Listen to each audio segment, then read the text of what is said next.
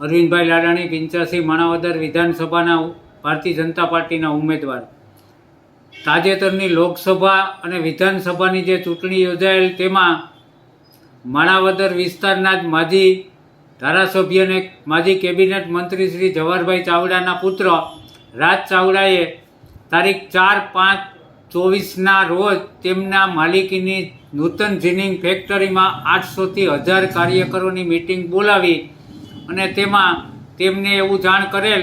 કે ભાઈ મારા પપ્પાના હારનો બદલો લેવાનો છે, એટલે આપણે ભારતીય જનતા પાર્ટીના ઉમેદવાર અરવિંદભાઈ લાડાણીને હરાવવાના છે અને કોંગ્રેસના ઉમેદવારને જીતાડવાના છે.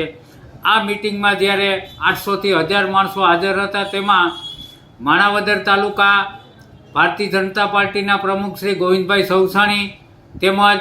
મહામંત્રી શ્રી જગદીશભાઈ મારુ, આ ઉપરાંત જિલ્લા પંચાયત સભ્ય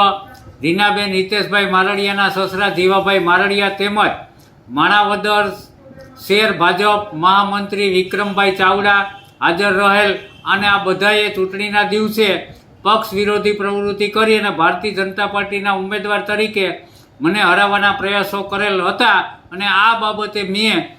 અમારા પ્રમુખ શ્રી પાટીલ સાહેબને લેખિત જાણ કરેલ છે.